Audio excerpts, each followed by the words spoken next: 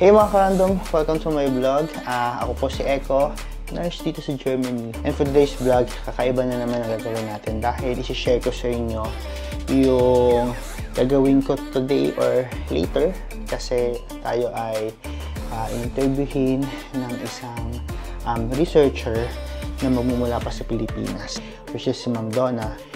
Interviewin niya ako all about experiences ko as a nurse dito sa Germany and yung mga lessons and yung mga struggles natin na naranasan along the way. Tatry ko na lang din, papaalam ako sa kanya. Hindi ko alam kung pwede ko siya ipakita sa inyo. Pero, of course, I'll try to ask her kung pwede kong i-film to. So, yun. Kung interesado kayo sa topic natin today, abangan nyo lang. Ito na yun.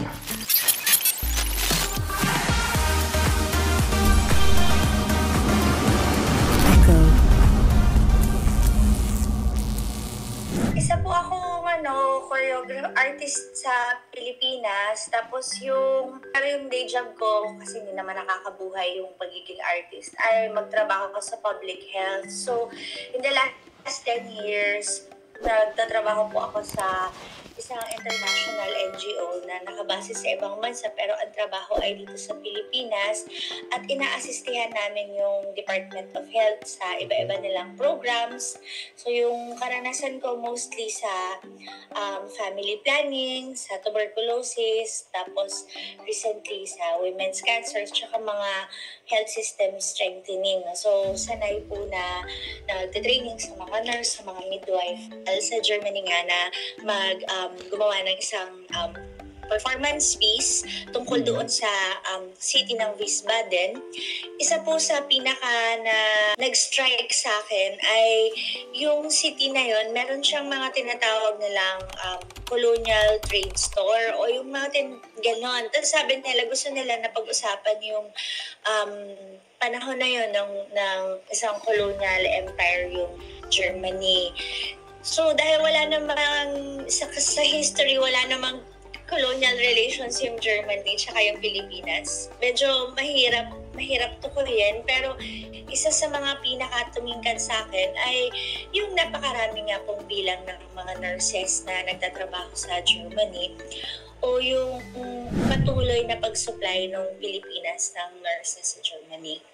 Kaya po yun yung prinopose ko na topic at naman po sila, natuwa naman po sila sa idea.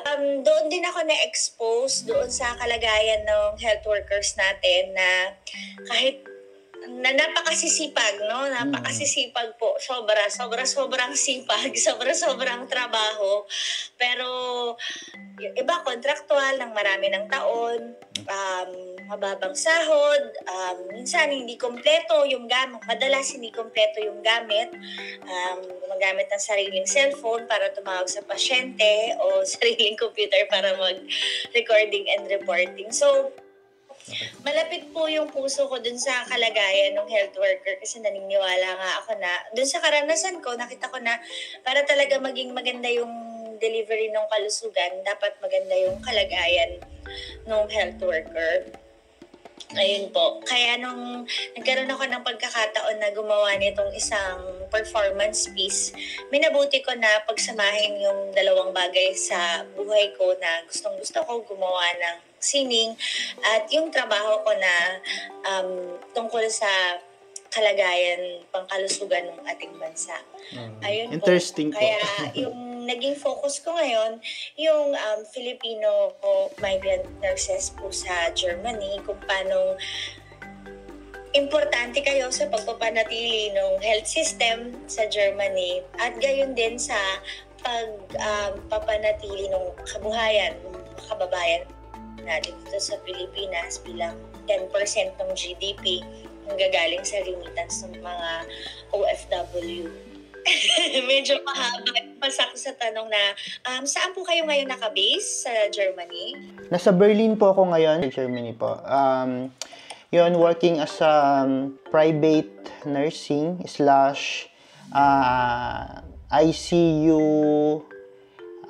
ICU setup pero sa ano siya, parang apartment style. Sa isang kwarto, 4 sila or 3. Sa amin kasi, isang kwarto, isang pasyente. Tapos, pag sinabing intensive, yun nga, naka-respirator, or kaya naman may tracheostomy, mga ganon. Okay, gano'n na po kayo katagal dito sa kasalukuyang trabaho nyo? Actually, matagal na 1.5 months pa lang. Oh my God, kakalipat Yes. nyo pala. Yes. Bago po nito, saan po kayo? Bali, ano na ako dito ngayon eh. Bali, 4.5 years na ako sa Germany. First na job ko is sa rehabilitation clinic. First exposure ko dito as foreigner dito sa Germany is yung sa ICU. Rehabilitation clinic / ICU setup. And then, pangalawa, since parang medyo nagkaroon ng konting culture shock sa Germany, sabi ko parang hindi yata ako pang ICU setup. Kasi sa totoo naman, wala naman din ako experience as a ICU nurse sa Pinas or sa UAE. Sa daming mga circumstances din, parang napag-isip ako sa parang ang baba ng sahod namin. Tapos, ang boring ng lugar. So, lumipat ako ng company to Eins. Iyon na yung nababanggit ko na parang private nursing sa bahay ng pasyente. Meron siyang tracheostomy. Yun, pupunta ka sa bahay, 12 hours na duty. Tapos may papalit sa'yo na nurse, 12 hours din, mga ganun. So, and then after 8 months, I decided to transfer here sa Berlin. So, from Stuttgart to Berlin. Panood po akong isang vlog nyo na sinabi nyo kayo na mas gusto nyo sa Berlin. Tama po ba yun? Kayo na gusto nyo yung Berlin? Actually, parang in general, gusto ko yung Berlin kasi yung Berlin naman talaga yung kaunahang city na na-inlove ako. Kasi way back 2016, when I was still working in UAE, to participate in World Youth Day, isa sa mga side trips namin is dito sa Germany, sa Berlin. So, parang parang naglalakad pa lang ako noon. Naglalakad kami noon, stall sa Berlin. Tapos sabi ko, naisip ko, parang magandang magtrabaho dito sa Berlin. Parang ano kaya yung pakiramdam ng mga nurses dito sa Berlin kung paano magtrabaho. Parang na-curious ba ako? Ang bottom line, parang yung Berlin, parang pangarap ko na siya noon pa. Dinelay ko lang yung yung mga bagay-bagay. Well, congratulations For feeling. Gusto ko sa mga pangarap mo na bingwit mo. Bago po kayo naging nurse sa Germany o kahit sa UAE, sa Pilipinas, ano pong trabaho nyo? Umuwi ako ng Pilipinas. Akala ko for good na ako. Parang I decided na mag-masters sa Bataan. So sa Bataan, sabi ko, sige, mag-aral ako. Kasi sabi ko, parang gusto kong mag-further study and all. Since nag-graduate school ako, parang 3 sems lang inaabot ko kasi parang inaya na ako ng classmates ko na mag-nurse na sa isang government hospital din sa Balanga. For 8 months doon, tertiary. So magandang hospital, pero super problematic para sa akin yung mga bagay-bagay. Kasi yan, pwede ko na may kwento. Sige, ikwento niyo po. Diyos ko, sanay na ako sa mga problema sa government facilities. So, parang po yan araw-araw. tinry ko talaga ulit yung government hospital kasi nga, one, syempre, may kaibigan ako doon. Pangalawa, syempre gusto ko din talaga yung mas malaking kita at saka mas magandang exposure. The thing is, yung karanasan ko sa government hospital na yon, yun yung nag-lead sa akin para mag-abroad ulit. Bakit? Dahil for 8 hours, you have to work, pero nagiging 12 hours yung duty mo, tapos thank you na lang. Parang ganun. Tapos, ano po ba kayo? Contract of service kayo nun? Or regular naman. item kayo? May item naman ako nun. Okay. May item naman ako sa awa ng Diyos. O minsan nga okay lang sa akin yung mga pagod na sa work, sa pasyente. Minsan naiinis pa ako. lapitin ako ng mga tao na nabully. May supervisor ako. Ang init ng dugo niya sa akin for some reasons. Akala niya siguro ayaw ko sa kanya. Ayaw niya talaga sa akin. Hanggang paalis na ako nung nag-iisip na ako. Sabi ba naman niya, aalis daw yan. Sabi niya gano'n. Aalis daw yan. Bakit? Mayaman ba yan para umalis? Sabi niya gano'n sa akin. Pinaparinggan niya ako. Sinabihan niya yung charge nurse ko na, bakit nabalitaan ko daw yan, nag-request ng Saturday na off. Kasi Saturday lang naman yung pasok namin sa masters. Siya lang ba yung may karapatang mag-aral? Bakit? Kami ba nung panahon namin, ganyan. Hindi pwede yung bakit kailangan nilang mag-aral? Sabi niya gano'n. Sabi ko, bakit? Bakit? Sabi ko gano'n, di ba dapat suportahan mo nga kami? Kasi gusto namin mag-aral. Bakit hindi nyo, parang, siya lang naman nagsasabi ng gano'n. Parang, nagawa ko? Hindi naman ako, yun, naipon siya ng naipon. Yun yung kaya ako napag-isip, sabi ko, hindi ko kayang magtumagal ng 2 years dito sa government hospital na to. Much better, makapag-abroad ulit ako. So, yun yung mahabang mahabang story.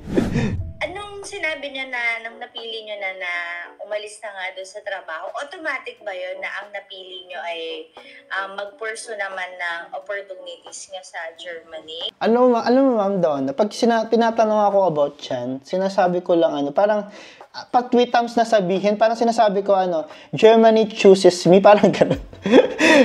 Parang Germany chose me to go here, parang gano'n. Hindi sa man pagiging madasalin. Pag nahihirapan talaga ako, nagdadasal ako sobra. Sabi ko, God, kailangan ko po ng lugar kung saan mag-grow ako at kung saan, kasi dito parang hindi ko na kaya, sabi ko gano'n. And then after few weeks, may natanggap akong text message. For some reasons, di ko alam kung bakit ako message ng agency. Sabi lang niya na, na try mo, sir, baka gusto mong itry yung Germany, may application, mayroon kaming hiring, ganyan. Kung nung panahon na kailangan kong ng lugar kung saan ako pupunta, automatic, parang answered prayer na yung Germany yung, Gaano po katagal yung pag-aaral niyo ng language? Ang program kasi namin, ma'am, was 8 months. Medyo nakakapanibago kasi parang siya, boarding house type of schooling. Parang yun nga, kinuha lahat ng mga students from all over the Philippines, kahit doon sa Mindanao. Dinala kami sa Subic. Parang mga college student kami na nakatira sa isang boarding house. So, straight yun. So, para sa mga iba, nakatira lang sila doon ng 8 months, gano'n? Yes, ma'am. Ano po yun? Paid po ba yun? Or paano po yung kikitain niyo sa panahon na yun? So, usually, ang program kasi di ba, ang agreement kasi ng Germany and Philippines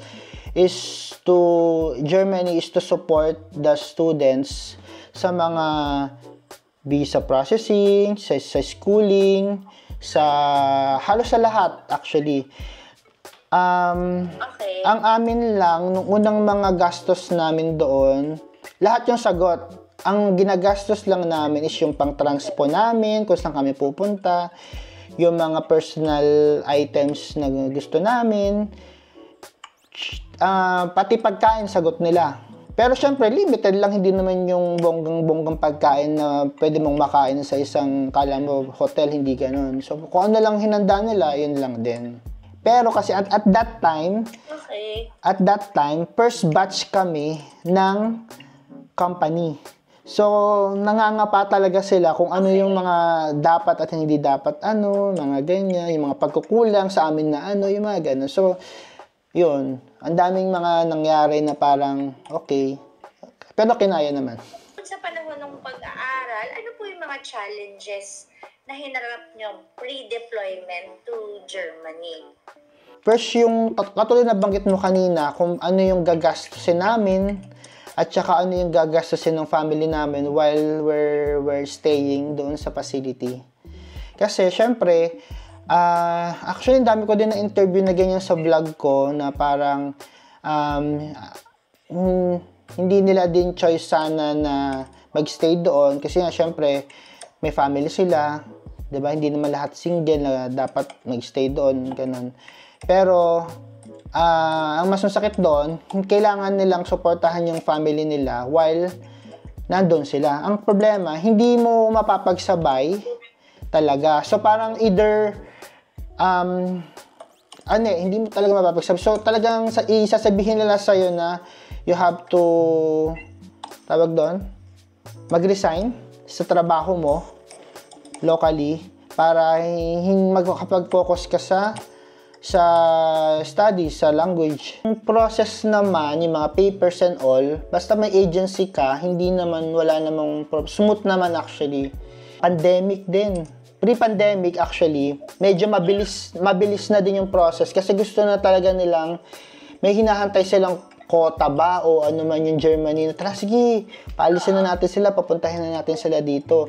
Plus, no nag-pandemic pa, although na-delay ng konti, syempre may mga restriction and all, mabilis pa din yung process nung sa amin kasi nga, kailangan din nila ng mga nurses na mag-duty while in the midst of pandemic.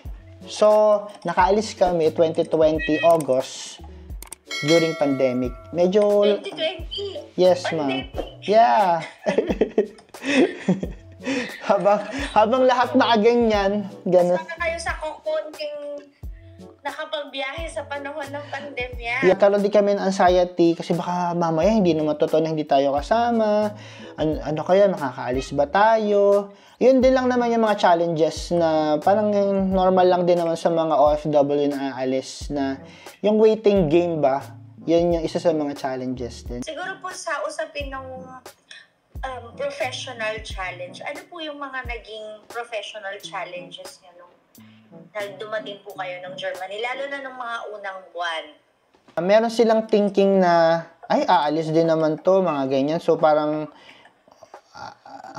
tapos, yun nga, dahil hindi sila sanay na, akala nila, pagdating namin doon is parang super galing na namin mag-Deutsch, mag-German. So, parang ako naman kasi,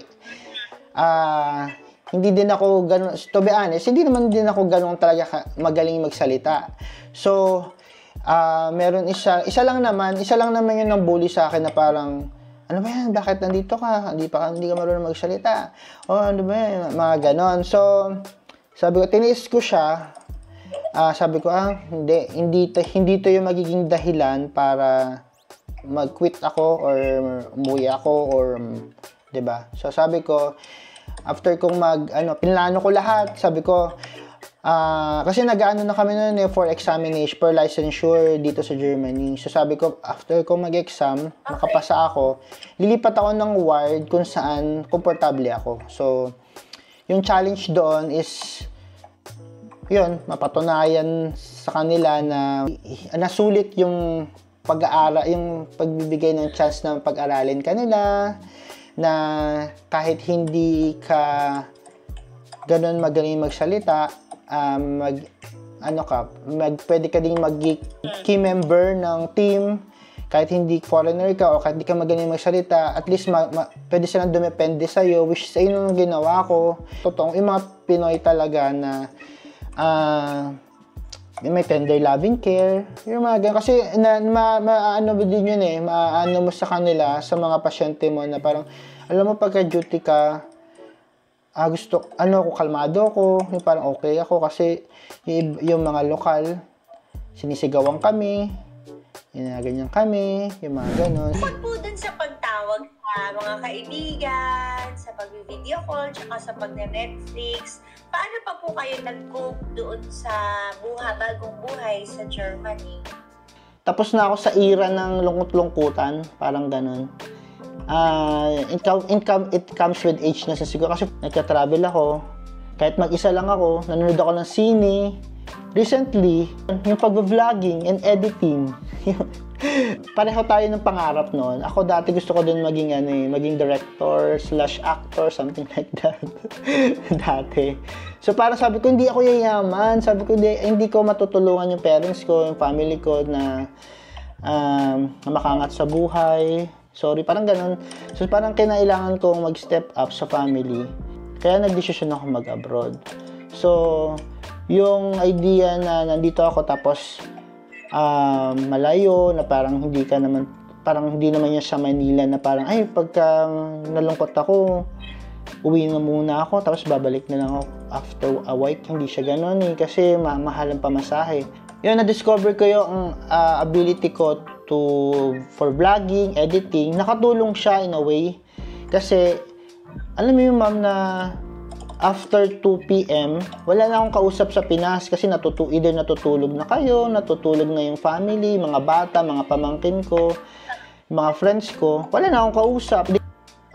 Dapat nalulungkot na ako, pero hindi ako nalulungkot kasi busy akong mag-edit. So, ganun lang yung busy akong mag-pre and pro-production, mag-isip, So, ngayon naman, ang problema ko, nawawala naman ako ng time ngayon sa ibang bagay kasi ito na lang yung nangyayari. Pero, masaya ako, ma'am. Masaya ako kasi, alam mo yun, parang lang siya, parang bumalik lang ako doon sa mga pangarap ko sa buhay, 'di ba? Sabi ko dati gusto ko makita yung sarili ko sa TV. Ngayon nakikita ko na yung sarili ko sa TV. Nagba-vlog nga lang pero nasa TV pa rin ako, 'di ba? Masaya ako. Tsaka masaya ako kasi supportive yung family ko, supportive yung parents ko sa ginagawa ko. Natutuwa kasi sila pag nakita nila na parang okay o kaya may ginagawa akong something sa TV na nakikita nila sa internet. So, natutuwa sila. So, pag natutuwa siya, natutuwa ka na rin. So, I decided to have another income, passive income. Hindi pa rin siya malaki, which is yun nga yung vlogging. Kaya ako naisip siya. So, parang, in a way, na makakatulong siya. Pangalawa, napupunan niya yung yung mga bagay na ko-convert ko yung anxiety into something positive yung creative side ko gusto ko din malabas yun. At nakakagaan po yun sa pang-araw-araw nyo pag meron kang napag-channelan ng creative energy. Yes, totoo yun. Na-imagine ko, ang hirap kasi nung part po ng project na to nung March, kinailangan ko pumunta sa Wiesbaden. Napakaliit din na town nung Wiesbaden. After 3 days nga, parang nasa na tayo? Nasa tayo dito, ayoko na. Napuntahan na natin lahat. Kasi may pinuntahan kami sa Limburg na hinahanap kasi kami Filipino community. Tapos ang layo na niya, tapos yung nagda-drive ka sa highway, tapos puro puno, tapos mga maliliit na bahay na village, tapos puno ulit, tapos maliliit na bahay, tapos wala, bilang taga Maynila, napapanik na rin ako dun sa, nasa na tayo, tayo ng mundo. So, na-imagine ko pa yung sinasabi na. Sige, so, doon sa mismong trabaho as nurse, siguro mga last 3 questions na to. Sa trabaho niya bilang nurse, ano naman po, syempre may challenge, pero ano naman yung nagustuhan mo sa kanya? Nung napunta ako sa Germany, yun nga, professionally, ang dami ko din na-discover. Matututo ka in a way, ma-manage mo yung, kapag ikaw na kasi isa ka sa mga, wala yung lokal. Tapos ikaw lang yung Pinoy na kailangan mag-step up doon sa team. Tapos, dapat ikaw na yung, natututo ka bang mag-manage nung facility, nung area mo, yung management system na napapractice mo, discover mo, yan, kung paano makitungo sa iba't ibang culture, bilang magala, yun, magta-travel. Number 1 is yung work-life balance, diba? Hindi ko siya naranasan for 10 years na nagtrabaho sa Pilipinas. Tapos po, in terms of sahod, rewarding naman siya. I mean, kung alam ko po nabanggit nyo, nag-loan kayo, pero kung sa labas nun, nung hindi pa po kayo naglo-loan, sumasapat naman po ba yung sahod o halos hindi rin? Was pandemic. So, hindi namin kailangan, parang hindi namin kailangan na umalis-alis, mga ganyan. So, sapat yun panahon na yun. Kasi nga, nakakatipid kami, nasa bahay lang kami, o kaya naman nasa grocery store, ganun lang. Hindi na kami pupunta kung saan-saan, ganun. Pero, kung susumahin mo siya, hindi siya sapat nung una. Tapos yung pangalawang trabaho ko, hanggang sa naging license na kami, kahit may walang loan, hahanapin mo pa din yung idea na bakit yung ibang nurses mas mataas yung nakukuha nila. Kasi ganun, syempre ganun tayo mga Pinoy, di ba? May mga Pinoy nurses sa ibang lugar. Uy, be, ano ba yung, magkano ba yung sahod nyo dyan? Ganyan. Eh, bakit sa inyo ganito lang? Bakit sa amin kasi dito mataas na yung rate namin? Ganyan, ha? Parehas lang naman kami ng ng time na pumunta. O, kaya iba, nagde-decide talaga to transfer to other facility kasi nga, may magandang offer. So, in general, malaki yung sahod. Siguro yung panghuling tanong ko po, tawag dito, ba't mo na-decide maging nurse? Pinili mo ba talaga maging nurse o aksidente lang ito para sa'yo?